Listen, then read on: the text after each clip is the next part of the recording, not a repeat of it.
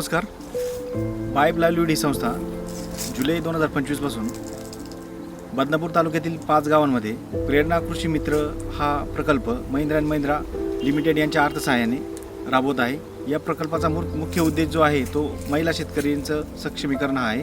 यासाठी आज आपण जे आलो आहोत या बदनापूर तालुक्यामध्ये रेशीम शेती ही खूप मोठ्या प्रमाणावर आता सध्या होत आहे आणि हा एक रेशीम शेतीचा हा एक पर्याय महिलांसाठी एक शाश्वत असा उपजीविकेचा पर्याय असू शकतो. यासाठी आपण अकोले निकळक या गावामध्ये अशोकदादा सानप यांच्या शेतावर आलो आहोत की हे शेतकरी KVK बदनापूर यांच्या मार्गदर्शनाखाली मागील 3 वर्षापासून एक सक्सेसफुल असं रेशीम शेतीचं मॉडेल राबवत आहे. तर त्या अनुषंगाने ते आज आपल्याला मार्गदर्शन करणार आहे. नमस्कार. आज आपण अकोला निकळक तालुका बदनापूर येथील अशोक दादाराव सानप यांच्या रेशीम शेतीच्या शेतामध्ये आज आपण उभा आहोत आणि त्यांच्या ह्या रेशीम शेतीबद्दल त्यांच्याकडनं आपण माहिती जाणून घेणार आहोत. तर सर्वप्रथम अशोकराव, रेशीम शेती करण्यासाठी आपल्याला कोणकोणत्या महत्त्वाच्या गोष्टी आहेत जे आपल्याला बाकीच्या शेतकऱ्यांना रेशीम शेती करण्यासाठी प्रोत्साहन देण्यासाठी किंवा मार्गदर्शन म्हणून सांगण्यासाठी आपण ही जे काही रेशीम शेतीची यशोगाथा बनवत आहोत त्यामध्ये आपण सुरुवातीला सांगा की रेशीम शेती करण्यासाठी कोणत्या महत्त्वाच्या गोष्टीकडे लक्ष दिलं पाहिजे? रेशीम शेती करायचं म्हटलं तर अगोदर तुतीची लागवड आपण केलेली. तर तुतीची लागवड हा एक घटक आणि दुसरा घटक कोणता? कीटक संगोपन. ठीक आहे. तर आपण ह्या 2 महत्त्वाचे घटक आहेत. तर त्याच्यापैकी आपण तुतीची लागवड याविषयी आम्हाला तुम्ही माहिती सांगा की आपण किती क्षेत्रावर तुतीची लागवड केलेली? तुतीची लागवड आपण 2.25 एकरवरती केलेली आहे 2023 मध्ये. 2023 जूनमध्ये लागवड केली 2023 मध्ये आणि आता क्रॉप चालू आहे. आपण अंतर जे घेतलेलं आहे तुती लागवडीमध्ये कितीचं अंतर घेतलेलं आहे आणि किती कसं अंतर शेतकऱ्यांनी ठेवायला पाहिजे? आपलं आता 6x2चं डिस्टन्स आहे आणि याची KVKची शिफारस 5-3-2 असते. पण आपण मेहनती करता ट्रॅक्टरच्या वगैरे करता 6-2 केलेली नाही तर KVKची 5-3-2ची शिफारस आहे. 5-3-2 या शिफारशीमध्ये काय अडचण आहे? 5-3-2 मध्ये थोडं पाला पिवळा पडायचं प्रमाण जास्त आहे आणि 6-2 मध्ये हवा खेळते असते त्याच्यामुळे पाला पिवळा पडत नाही. आणि मेहनतीसाठी पण मेहनती करता 6-2 चांगली लागवड आहे. म्हणजे 6 फूट 2 ओळीमधलं अंतर आणि 2 झाडामधलं झाडामधलं अंतर 2 फूट. 2 फूट अंतर. ही ह्या पद्धतीने यांनी तुतीची लागवड केलेली आहे. आपण तुतीची शिफारस ही 5-3-2 म्हणजे 2 ओळीमधलं अंतर 5 फूट, त्यामध्ये जोड ओळ जी असते त्याच्यामधलं अंतर 3 फूट आणि 2 झाडामधलं अंतर 2 फूट अशा पद्धतीने तुतीची लागवडची शिफारस आहे. परंतु त्यामध्ये त्यांचं मत आहे की मेहनत आणि पाला पिवळा पडणे अशा काही अडचणी आहेत. त्यानुसार यांनी त्याच्यामध्ये थोडी सुधारणा करून 6x2 अशा पद्धतीने लागवड केली. आपण कोणतं तुतीचं वाण लावलेलं आहे? आपण V1 तुतीचं बियाणं लावलेलं आहे. याच्या व्यतिरिक्त दुसरं कोणतं नाही, वाण? दुसरं वाण आहे उपलब्ध पण आपण जी V1ची शिफारस करतो KVK. ओके. आणि चांगल्या प्रतीचा पाला यामध्ये पाला चांगल्या प्रतीचा निघतो आणि पिवळा पडत नाही जास्त दिवस. कवळसरपणा आणि हिरवट पाला मिळतो. हिरवट पाला राहतो कवळा राहतो. तर त्यासाठी आपण V1 जातीची लागवड केलेली. V1 जाती लागवड. तुतीच्या बागेमध्ये कशा प्रकारे आपण मेहनत करता आणि त्याला खत वगैरे याचं नियोजन कसं करता आणि त्याच्यावर कीड व रोगाचा प्रादुर्भाव आहे त्याचं नियोजन कसं करता? मेहनत आपण बैलाच्या वखरण करतो 2-3 वखरं आणून आणि एखाद्या वेळेस ट्रॅक्टरचा रोटा वगैरे हाणतो ते. बरं. झालं तुमचं बॅच निघाल्याच्यानंतर मिश्र खत टाकतो त्याला 10-20 किंवा 12-32-16 DAP. एका एकरमध्ये किती बॅग एक एकरला 2 बॅग टाकतो सर. म्हणजे क्रॉप निघाल्याच्यानंतर क्रॉप निघाले 50-50 100 किलो टाकतो. 100 किलो एक एकरला टाकतो. आणि नंतर पाणी ड्रिपनी का? नाही, याला सध्या पाणी पण ड्रिप असेल तर आणखी चांगलं. आपल्याकडे पाणी मुबलक असल्यामुळे ड्रिप नाही उपलब्ध. साधारणपणे शेतकऱ्यामध्ये असा समज असतो की भरपूर प्रमाणात पाणी लागतं. नाही, पाणी एवढं लागत नाही याला, फक्त चालू बॅचमध्ये थोडंफार लागतं. ओके. किडींना जे काही वेगवेगळ्या रोगांची लागण होते किंवा ज्याला आपण त्याचं इन्फेक्शन जे म्हणतो, तर ह्याचं नियंत्रण करण्यासाठी आपण काय करतो? जर रोग येऊच नाही याच्याकरता अगोदर शेळाची हवा पास करणं, हवा खेळती ठेवणं, वातावरण मेंटेन ठेवणं हे प्रथम काम आहे. त्याच्यानंतर जर का रोग आलाच तर आपण चुना आणि ब्लिचिंगचा थोडाफार प्रमाणात वापर करतो. चुना आणि ब्लिचिंगचा. चुना कसा पद्धतीने वापरतात त्याचा, चुना 1 किलो चुन्याला एक 50 ग्रॅम ब्लिचिंग वापरतो. आणि ते दिवसातनं म्हणजे किती दिवसाला तुम्ही चुना वापरता साधारण? चौथा मोड पास झाल्याच्या नंतर हां. 1 दिवस आड एक चुना मारतो, विटकर विजेता पावडर मारतो, सप्लिमेंट पावडर मारतो. हे विटकर विजेता पावडर किंवा सप्लिमेंट पावडर जे तुम्ही म्हणता, तर हे यांचा काही विशेष का टायमिंग आहे का मारण्याचा किंवा वेळ? हा, सकाळी 24 तास लागते याला पावडर मारल्यानंतर. आज पावडर मारल्यानंतर उद्या मारायला चालतं, फक्त मधल्या अंतरात मारायला चालत नाही. म्हणजे पाला खायला टाकायच्या अगोदर आपण मारतो, पाला खायला टाकायच्या अगोदर एक अर्धा तास अगोदर, नंतर मग पाला खाऊ. नंतर पाला खाऊ. असं हे विजेता पावडर, अंकुश अंकुश पावडर, सप्लिमेंट सप्लिमेंट ह्याचा वापरामुळे रोगही कमी होतात आणि त्याची वाढही आळ्यांची चांगली होते. चांगली वाढ. जे काही रोगर आहे याच्या व्यतिरिक्त थ्रिप्स कंट्रोल होण्यासाठी किंवा याची क्वालिटी वाढण्यासाठी पोषण व्यतिरिक्त दुसरं काही परत वापरता का? आणि दुसरं तर आतापर्यंत वापरलं नाही मी कोणतंच. अटॅक वगैरे वापरतो एखाद्या वेळेस, Attack? जादा थ्रिप असल्यानंतर. अटॅक जास्त थ्रिप असल्यानंतर अटॅक काय आहे? अटॅक हे व्हिटॅमिनचं काम करतं काही. ओके, तर ते कसं, त्याची मात्रा किती वापरता? त्याची एक इंजेक्शन असतं 10 ml 15 ml एक 60 लिटर करता वापरा पडतो. 15 ml इंजेक्शन 60 लिटरच्या पाण्यामध्ये टाकून फवारणी करायची. फवारणी त्यांना काय फायदा होतो? झाडाला वाढ भेटते, थ्रिप्स येत नाही. तर असं एकंदरीत पद्धतीने आपण तुती बागेची लागवड आणि त्याचं व्यवस्थापन करत असतो.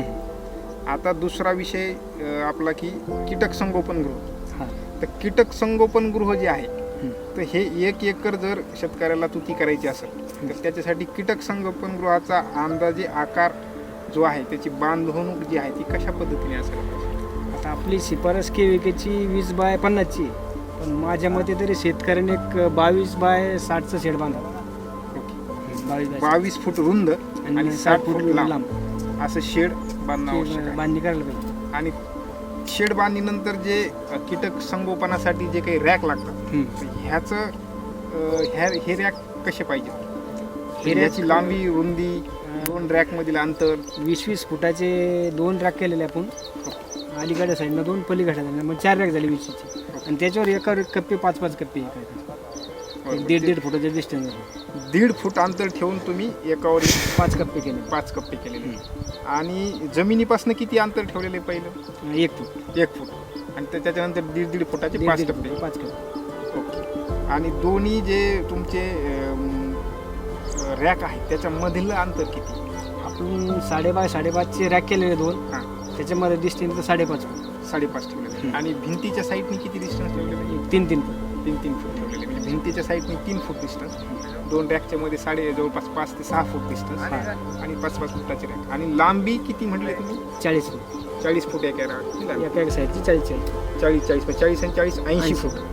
आणि स्क्वेअर एरिया बनतो आपला 1000 square foot. 1000 square feet area त्या रॅकपासून आपण बनवत होतो. त्याच्यामध्ये आपण व्यवस्थितपणे किती किडींचं संगोपन करू शकतो? त्याच्यात वन टाइम आपण 200 DFL घेऊ शकतो. एका वेळेस 200 DFL घेऊ शकतो. आणि 200 अंडीपुंज आपण 200 अंडी घेऊ शकतो.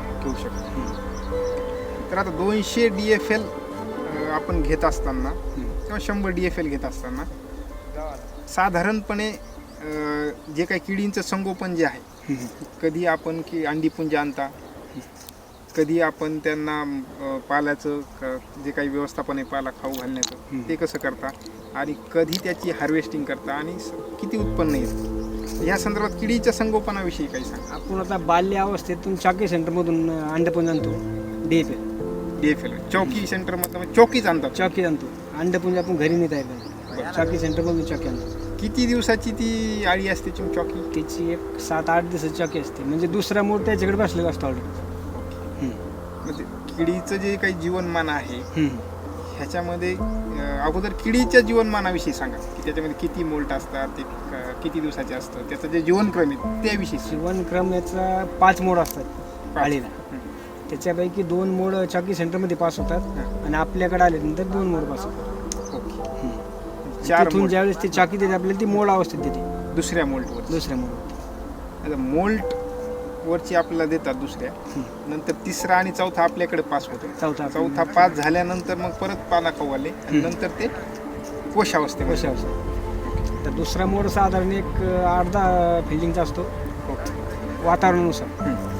7-8 फिल्डिंग पडतात. 3.5 दिवसाचा पाला टाकला लागतो त्याला. त्याच्यानंतर आणखी एकदा दुसऱ्या 3.5 मोल्टवरच्या आळ्या आपल्याकडे आपण आणतो हां. चोकी. त्यानंतर त्या मोल्टमधनं आळ्या बाहेर येणार हम्म. आणि मग तुमचा तिसरा मोल्ट होईपर्यंत किती दिवस पाला खाऊ घालावा लागतो? सरासरी 3.5 ते 4 दिवस. पण त्याला मग सुरुवातीला असं कवळा शेंडा चालतो फक्त 3-3.5 दिवस. ओके, म्हणजे दुसरा मोल्ट पास झाल्यानंतर जे काही तिसरा चोकी- बसेपर्यंत तिसरा बसेपर्यंत कोवळा कवळा पाला शेंडा आपण वाढवला 5-5 वाढला. 3.5 ते 4 दिवस, हा 3.5 ते म्हणजे 4 जवळपास 7 ते 8 फिडिंग. 7 ते 8 फिलिंग होतात. मग तिसरा मोल्ट बसतो. मोल्ट बसणं म्हणजे काय आणि नेमकं ते तुम्ही कसं ओळखता? मोड बसणं म्हणजे आळी कात अवस्थेत जाते, स्तुप्त होती. स्तुप्त आल्यानंतर अशी कात आल्यानंतर थोडं असं वरती मान करून बसते, खाणं पिणं बंद होऊन जाते. बरं, म्हणजे त्या कात अवस्थेमध्ये ती जुनी कात सोडून नवीन नवीन कात धारण करते. नवीन शरीर धारण करते. ओके, आणि त्याच्यामधनं त्याची वाढ होते. त्याची वाढ मोल्डमध्ये ती खात नाही. मोडमध्ये खात नाही. तो किती वेळात असतो? मोड पहिला तिसरा मोड असतो आपला 24 घंटे. 24 लागतात, कधी कधी 30 घंटे पण लागतात. म्हणजे वातावरणानुसार वातावरण 24 ते 30 घंटे. मग तिसरा मोल्टमधनं बाहेर पडल्यानंतर चौथा मोल्ट येईपर्यंत आपण किती दिवस पाला खाऊ? त्याच्यानंतर एक 3.5 ते 4 दिवस. परत त्यावेळेस 7 ते 8. थोडंसं शेंडा वाढून घ्यावा पडतो, बरं, त्याच्यापेक्षा थोडा थोडा शिल्लक घ्यावा पडतो. आणि पेसिंग द्यावं लागते आळ्याला. त्याची हा पेसिंग द्यावं लागते. गर्दी जी झालेली आहे त्यातनं वाढवावं लागते. हा रोजची थोडी वाढा पडते. आणि तो मग जो तुमचा चौथा मोल्ट पर्यंत हे चालतं. चौथा मोल्ट पास झाल्यानंतर मग परत तीच जी पहिली दुसऱ्या मोडची अवस्था होती कंटिन्यू मध्ये हां. कात अवस्थेत जाणे, तशी स्थिती तयार होती. ओके, आणि चौथा मोल्ट पास झाल्यानंतर मग परत किती दिवस? तो सरासरी एक 36 ते 48 तासाचा मोड असतो चौथा. आणि त्याच्यानंतर आपण किती दिवस पाला खाऊ घालायचा? त्याच्यानंतर सरासरी जर तुमचा पावसाळा असेल तर मग 13-14 फिल्डिंग, ओके, उन्हाळा असेल 11-13 फिल्डिंग, आणि हिवाळा जर हिवाळ्यामध्ये मिनिमम 16-17 फिल्डिंग लागतात. म्हणजे 16 फिडिंग म्हणजे 8 ते 9 दिवस. 8 ते 9 दिवस, हिवाळ्यामध्ये. पावसाळ्यात 6-7 दिवस, ओके, उन्हाळ्यामध्ये 5-6 उन्हाळ्यात दिवस. 5-6 दिवस. अशा प्रकारे चौथी फिडिंग झाल्यानंतर मग कोश अवस्थेवर कोश अवस्थेत जाते. तर मग चौथ्या मोडून आपण पूर्ण फांदीतून कट करून हे लागते, पूर्ण बुडापासून कट पूर्ण बुडापासून कट करून आळ्याला टाकलं लागतं. 7 ते 8 दिवस फांदीच टाकायची. पूर्ण फांदीत टाकायची. बरं. तुम्ही जे म्हणालात की स्पेसिंग द्यायची, स्पेसिंग गर्दी आळ्यांची झाल्यानंतर त्यांची स्पेसिंग आपण कशा प्रकारे देतो? ही फांदी जी असते तिच्या सहाय्यानं उचलून वरती बेडवरती ठेवू. ओके, म्हणजे फांदी अगोदर आळ्यांना खायला टाकायची, त्याच्यावर आळ्या येतात, आळ्या आल्याच्या नंतर ती उचलून दुसऱ्या परत रॅकवरती दुसऱ्या ठेवायची. रॅकमध्ये टाकायची, नवीन जागेवर त्यांना टाकायची. नवीन. अशा प्रकारे गर्दी कमी नाही नवीन नाही, काही पहिले जागेवर असतात, फक्त गर्दी कमी गर्दी करून कमी आपण करून दुसऱ्या नवीन डिवायडेशन rack करतो. वर- ओके, त्याच्यानुसार त्यांची जागा व्यवस्थापन करायचं. हम्म. पण हे झालं आता किडींचं संगोपन, तुतीचं लागवड, शेड जे संगोपन गृह आहे, कीटक संगोपन त्याची उभारणी. परंतु 1 एकर जर तुती असेल तर त्या किती वेळेस आपण रेशीम किडींचं संगोपन म्हणजे त्याला क्रॉप जो म्हणतो आपण, किती क्रॉप 1 एकरमध्ये घेऊ शकतो? आता आपला हा 1 एकरचा प्लॉट आहे. सध्या याच्यात 175 DAPLची बॅच चालू आहे. 1 एकरमध्ये 175. 175. आता 200 निघली असती पाला भरपूर उरणार आहे. 175 DFL मध्ये साधारणपणे किती किलो कोश आपल्याला मिळायला पाहिजे? साधारण 150 किलो मिळालं पाहिजे, 1.5 क्विंटलपर्यंत. 150 किलो कोश मिळायला पाहिजे. तर अशा 1 वर्षामध्ये आपण अशा 175 DFLच्या किंवा 150 किलो कोशाच्या किती वेळेस आपण बॅच घेतो? साधारण 3-4 वेळेस क्रॉप होतो 1 एकर. 1 एकरमध्ये 4 वेळेस. 4 वेळेस. एका बॅचमध्ये 150 किलो उत्पन्न अशा आपण 4 बॅच साधारणपणे 1 एकरमध्ये घेतो. म्हणजे जवळपास तुम्ही 600 किलो 6 क्विंटल कोशाचं उत्पन्न करतो. नवीन रेशीम शेती करू इच्छिणाऱ्या शेतकऱ्यांसाठी आपण काय संदेश द्याल? मी तर म्हणतो एखादा छोटा शेतकरी असेल 5 एकरच्या आतला, तर त्यांना कमीत कमी किमान 1 एकर लागवड करावी होती. आणि ज्याच्या घरी माणसं समजा पती पत्नी किंवा एखादा मुलगा जर शेतात वगैरे राहत असेल तर त्यांना आवर्जून करा. किंवा गावाजवळ जर शेती असेल तर त्यांना करावी तुती लागवड. ओके, म्हणजे कमी ज्यांच्याकडे शेत आहे 5 एकरपर्यंत घरी काम करणारी माणसं आहेत आणि शेतात राहते किंवा शेत गावाजवळ आहेत, अशाने आवर्जून करावं. आवर्जून करावं. याला आपलं MRGS मार्फत अनुदान सुद्धा मिळतं. MRGS मार्फत आपल्याला किती अनुदान मिळतं याचं? 3,98,000 रुपये अनुदान मिळतं. आता 3,98,000 हे कधी मिळतात? एकाच वर्षी मिळतात का? नाही, 3 वर्ष विभागणी करून देते. आणि शेडचं बिल नंतर 1-1.5 लाख रुपये कुशल वन टाईम निघतो शेवटच्या फायनल वर्षात. म्हणजे 1.5 लाख रुपये त्या 398 मध्ये आले का? हा 398 म्हणजे त्याच्यामध्ये शेड बांधण्यासाठी 1,58,000 एकदाच मिळतात एकदाच मिळतात. आणि बाकी सर्व तुमच्या गोष्टीसाठी याच्या हजेरी भरून मिळतात पाहिजे एमर्जन्सी मध्ये MRGS मार्फत ही मेहनतीची पण हजेरी तुम्हाला मेहनतीची मिळते. हजेरी भेटते आपल्याला. सर्व हे जे काम काही- करण्याची हजेरी भेटते आपल्याला. हे काम करण्याची हजेरी मिळते, शेड बांधण्यासाठी शेड पैसे बांधण्याकरता मिळतात मिळतात. आणि बाकीचे जे त्याच्यानंतर काही तुम्हाला अवजार पावडर वगैरे आपलं याची त्याच्याकरता सुद्धा पैसे मिळतात. म्हणजे 3 वर्षामध्ये 3,58,000 58 98 3,98,000 म्हणजे जवळपास 4 4 लाख लाख रुपये रुपये तुम्हाला 3 वर्षामध्ये शासनाचं अनुदान मिळतं. मिळते. तर हे अनुदान मिळवण्यासाठी कोणाकडे आपल्याला अप्लाय करणं गरजेचं आहे? रेशीम ऑफिस जालना रेशीम विकास अधिकारी जालना जालना याच्याकडे यांच्याकडे. मागणी करायला लागते कामाची. मग त्याच्या मार्फत तहसीलला आपल्या मंजुरी भेटते बदनापूर तहसील. जे कोणी इच्छुक आहेत त्यांनी रेशीम विकास अधिकारी जालना यांना यांच्याशी भेटून संपर्क करावा. ते आपण कारवाई करावी. ठीक आहे, आपण अतिशय छान माहिती दिली. आपल्या शेतकऱ्यांना या नक्कीच या माहितीचा उपयोग होईल आणि अनेक शेतकरी भविष्यात आपल्या परिसरामध्ये आणि इतरही ठिकाणी रेशीम शेतीकडे वळतील अशी अपेक्षा करूया. धन्यवाद. नमस्कार.